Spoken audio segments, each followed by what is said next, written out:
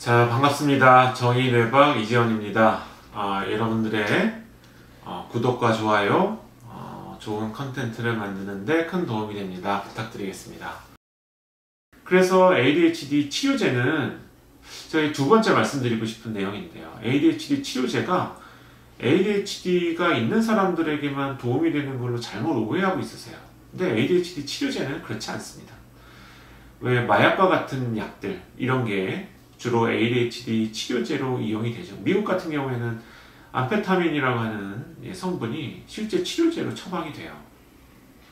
자, 그렇게 되는 이유는 이런 마약 같은 약들 중에 일부가 이렇게 뇌를 쥐어 짜낼 수 있는 이런 힘을 갖고 있기 때문에. 근데 이건 어떻게 놓고 봤을 때는 정상인들도 그런 약에 의해서 기억력이나 인지기능이나 집중력이 더 올라갈 수도 있는 거예요. 그래서 이제 이런 것들을 누트로픽스라고 보통 이야기를 하게 되죠. 그래서 사람을 똑똑하게 만들어주는 약, 이런 개념으로 이제 뭐 처방이 되거나 이용이 되기도 하는 거죠.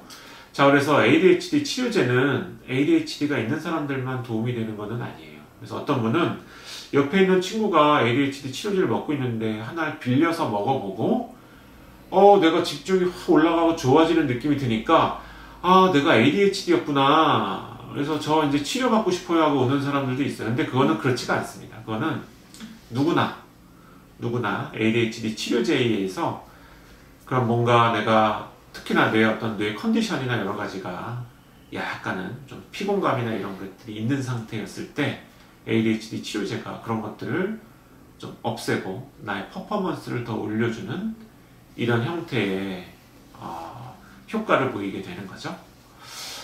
자, 이제 그거 이외에도 최근에는 성인기가 돼서 집중력에 문제가 있어서 오시는 분들이 상당히 많이 있어요. 그래서 무조건 집중력에 문제가 생기면 이걸 모두 다 ADHD라고 이야기하는 경향이 있는 것 같아요. 근데 사실은 그렇지는 않거든요.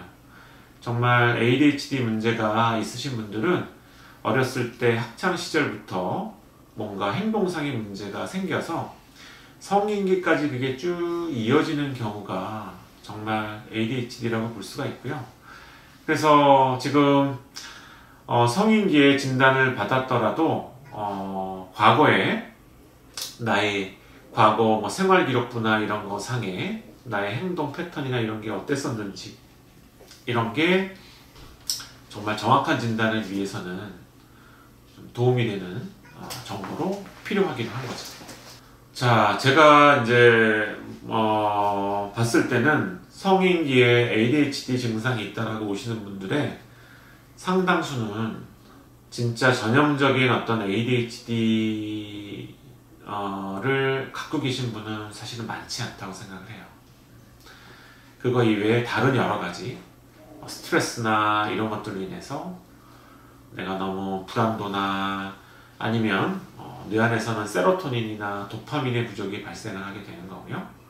이런 세로토닌이나 도파민의 부족이 나를 자꾸만 뭔가 조급하게 만들고 뭔가 충동적으로 만들고 이런 게 너무 오래 고착이 되다 보니까 습관이 그렇게 들어버리는 거죠. 뭔가 빨리빨리 하는 뭔가 어떤 습관. 그래서 이러신 분들이 아무리 노력을 하려고 해도 내 습관이 개선이 안 되고 내가 ADHD가 아닌가? 이런 상태로 병원을 오시게 되는 경우가 훨씬 많은 것 같아요. 그래서 정말 엄밀한 그런 병의 어떤 잣대로 놓고 봤을 때 사실은 성인 ADHD로 진단받고 치료받은 분들 중에 상당수는 사실은 그런 ADHD가 아닐 가능성이 좀 높고요. ADHD라고 한다면은 이제 노에피네프린에 작용하는 약이 효과가 있을 텐데 그런 약에 대한 효과가 떨어지는 분들, 나는 분명히 지금 ADHD 증상 체크리스트 보니까 다 ADHD 분명히 맞는 것 같고, 근데 실제로 ADHD 약 먹었더니 나는 막 불편감이 너무 생기고 너무 이게 적응하기 어렵다. 이런 분들은 정말 전형적인 ADHD가 아닐 가능성이 높은 거죠.